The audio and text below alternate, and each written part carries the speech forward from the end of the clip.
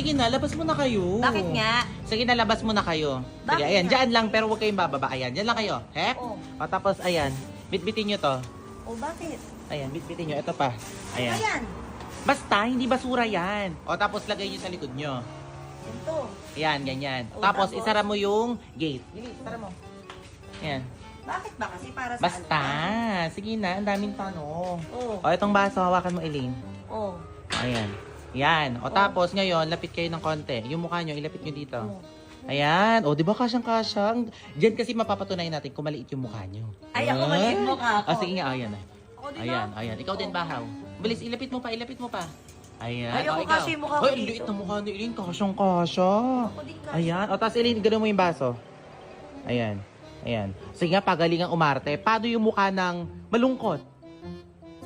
Paano yung mukha ng kawawa? Ayan. Paano yung mukha ng umiiyak? Oy. Ayan, very good, very good. O, tapos pasok kayo dito. Bilis. Pasok kayo. Pasok Pasok. ulit? Pasok ulit. Oh. Ayan. Pasok. Ayan. Malungkot lang. Kailangan drama. Para ano, ipapasok ko kasi to sa ano, sa Star Magic. Ayan, bilis lang. Bilis, pasok ko na rin. Malungkot yung mukha. Malungkot. O, tara, bilis. Pasok dito, pasok dito. Tapos, i-comfort mo si Elaine sa likod. Elaine, ako? Ganun mo himas mo yung likod niya. Ayan, ganyan ha. O, tapos tingin dito yung mukhang malungkot na malungkot. Broken hearted. Para yung mukha ng broken hearted. Aba, ano yan? Paano? Ayan, ganyan. O, para yung mukha ng broken hearted. Ayan, para. Uy, bilis, pasok kayo dito. Bilisan niya. Dito, pasok. Basta dito naman. Upo na kayo, te. Upo muna kayo dyan. Ayan. Ayan, upo na kayo dyan. Sige, baba nyo lang dyan. Ayan. Bibigyan mo sila ng food. Bigyan mo sila. O di bigyan mo kami ng food, kakakain lang namin. Sige, kumain lang kayo. Ayaw nyo ba? Gusto. Hindi, may challenge kasi tayong gagawin. Oh. Sige, ayan. Bigyan mo sila mga pagkain. Ayan. Oh. Sige, dikit-dikit kayo. Dikit-dikit.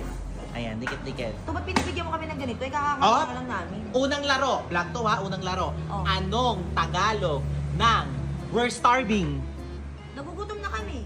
Ay, taray, galing. Pero wala pang premyo yon. Wala. Ito ang may premyo. Oh. Kung sino unang makaubos niyan. Kung sino unang makaubos niyan ha, bibigyan ko ng 500. O, bilis. O, bilis. O, ayan. Bibigyan ko ng 500 ha. Kulong. Kulong, dito mabuksan. O.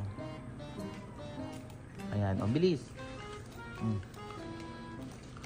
Baka na may 100. Akin na.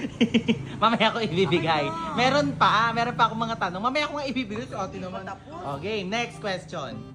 Dugtungan ang lyrics na to. Mm. May pulis sa... Ilalim ng tulay. Ay, ang galing. Isa pa. May pulis sa... Ilalim ng tulay. Bakit? Tawa. Wala. O, eto next questions ha. Anong Tagalog ng soy sauce? Toyo. Anong Tagalog ng soy sauce? Toyo. Anong Tagalog ng soy sauce? Toyo. Ay, ang galing. Questions. Wow.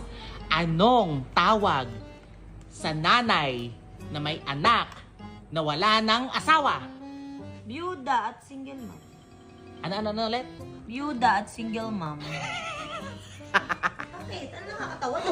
Ano ba yan? Wala pa ba yung premyo namin? O, ito na oh. Ay, akin na to. Ako mahawak. Punas mo sa mata mo, may muta ka. Saan? Sa mata mo, parehas. Dito? Ayan. Sa kabila doon. Punasan mo rin sa Elena muta. Ay, meron ka. Sa kabila doon. Pati si Bahaw, punasan mo. Ayan, total, nagiligawan kayo. Magsalo kayo sa muta. Ayan. Okay na yan. Sige na, bitbitin nyo na yan, tapos labas na ulit kayo para matapos na yung vlog natin. Ano ba Sige yung vlog na, mo kasi? edi in my life to, na kunwari binigyan ko kayo ng 500. Ay? Pero yung 500 sa inyo na yan. Baka Sige na. ginagawa. Ayan, Sige, labas na kayo. Lalabas na kami. Tapos, kaway kayo sa akin. Alis kami? Kaway lang, kaway. Ayan, smile. Bakit? Wala, sige na. Ngayong araw nga, merong humihingi sa amin ng tulong. Naawa ako kaya pinapasok ko na. Kasi mukhang uhaw at gutom na rin sila. Hindi ko sila mga kilala pero kitang-kita sa mga mukha nila na malungkot sila. Kaya agad-agad kong tinawag yung mga kasama ko para bigyan sila ng pagkain. Makikita mo talaga sa kanila na gutom talaga sila. Habang kumakain sila, hindi ko maiwasang magtanong sa kanila. Syempre, ang unang tinanong ko sa kanila, saan sila nakatira? Ilalim ng tulay. Grabe, sa ilalim ng tulay pala sila nakatira. Tinanong ko rin sila kung ano yung ulam nila araw-araw. Toyo. Tinanong ko na rin kung kaano-ano niya yung mga kasama niya at kung nasaan yung asawa niya. Byuda at single mom.